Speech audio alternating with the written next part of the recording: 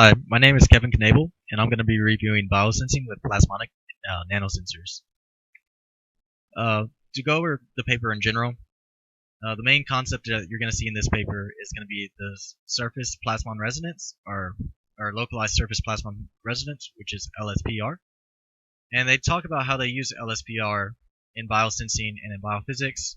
They talk about ways to improve upon LSPR, and then they talk about like practical characterizations that you could use LSPR for. So I thought the first place to start is let's define what localized surface plasmonic resonance is. So I found another paper that goes along with this paper that I thought gave a good definition. So I used their definition and figure here, and I cited it with Cite 1 if you want to read that paper later. So what LSPR is, it's a result of the confinement of a surface plasmon in a nanoparticle of the size comparable to the light used to excite the plasmon. So essentially is, if you have light of this definition, you shine it onto a nanoparticle, it's going to cause the electric field to oscillate, thus causing the electrons to oscillate as well.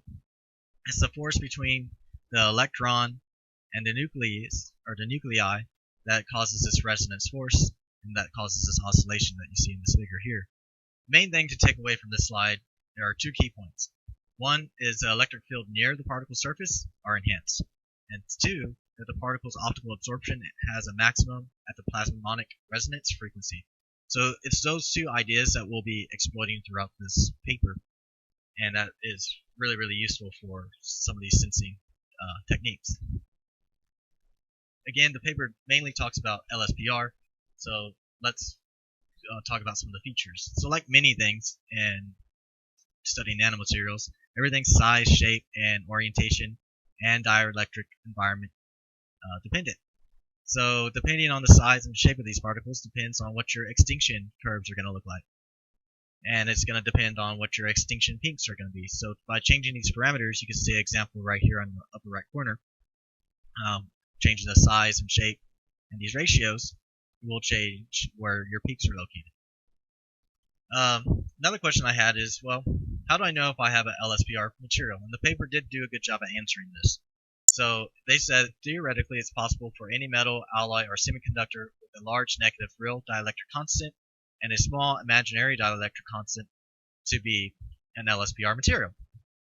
So what does that mean? The first thing you have to look at is, what does it mean by how does your complex refraction relate to your complex dielectric function? And I have these written here. And I solved for epsilon. So essentially, if you characterize some of your materials in your lab, and you know, hey, I have something that has a large extinction coefficient K, making this dielectric number negative, you can say, well, I might have a plasmonic material in my lab. So I thought that was interesting. The only question I had for this paper was this E2, what is considered small? I don't like it when they don't quantify things like that. I would rather them put a range. So if anybody has an answer of what is considered small, please leave a comment for me. But getting to the biophysics portion of this, so how are they using LSPR in biosensing or in biophysics? Well, one way in biophysics is they're using their optical properties to do cellular imaging. And they've been using things like quantum dots for that for a long time, so I kind of found that part boring. But the more interesting thing is they're using it for molecular sensing and ultrasensing quantification of proteins. I found this to be a little bit more interesting. So they're using it to sense some of these things like neurotoxins and that are found in Alzheimer's, to study diseases like Alzheimer's. And personally, I lost my grandmother to vascular dementia, so these diseases are really, really ugly, and it's nice to see that some of these materials can help improve on diseases like Alzheimer's and dementia.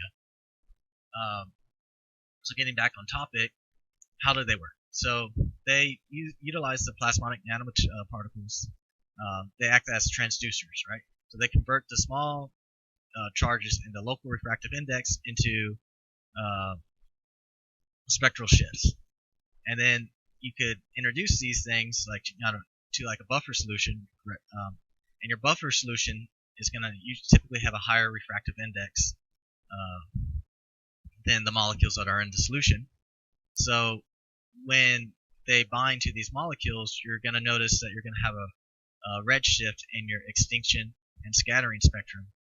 So by having that redshift, you could therefore image these bindings in real time, and with a really high sensitivity.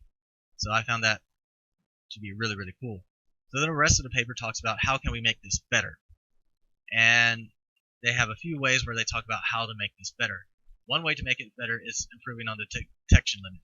So you could look at the spectral shift equation, and your N is going to be your refractive indexes, your D is going to be your thickness, your L is going to be your electromagnetic wave field decay, and then your M is going to be your sensitivity factor.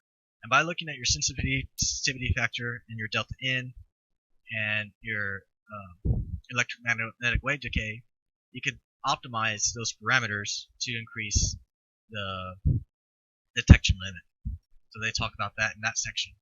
They also say you could increase the sensitivity by changing like the width and the height of the particles. So basically changing the geometry of the particles. So particles that they say have sharp features will increase the sensitivity. So changing the geometry and the width and height of these particles will help increase the sensitivity. Lastly, they talk about using single nanoparticle sensors. So this had some pros and cons. I didn't really list them here, but the cons of this is that it's very specific. So you have to have a very specific size, and you have to have a very specific molecule that you're looking at.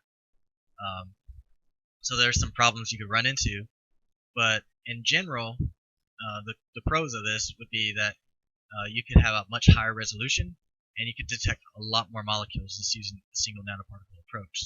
So usually they use nanoparticles in bulk, or not bulk, but kind of bulk colloidal solutions to look at these things. Now they're talking about using few nanoparticles to increase the resolution. So that works, but it's more specific cases. So they talk about some of the practical implications, or what I consider to be practical. And most of it was this being coupled with spectroscopy. So the first one that we saw, we kind of already covered earlier. But if you don't know what molecules you have, then you can use other techniques. I'm guessing like ITFR or something like that. I probably said it wrong, but like Raman, to look and see what molecules you have, and then use the idea of this redshift to count to see how many molecules you have. And another thing is they said that you could use these particles to enhance Raman signals, and then they said that you could use it to enhance mass spectroscopy or spectrometry. I can't talk today. But other than that, that was all my material that I had. These are my references. The main thing that I took away from this paper is utilizing the idea of these plasmonic shifts to really look at how to detect or to be able to like count molecules and detect molecules better.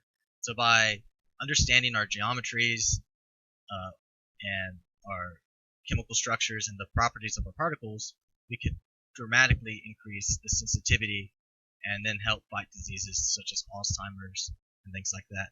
I only had 10 minutes, so I hope I covered enough. But if anybody has any questions or wants to talk more about this paper, I'll be more than happy to. Just shoot me an email. Thank you guys, and thank you for listening.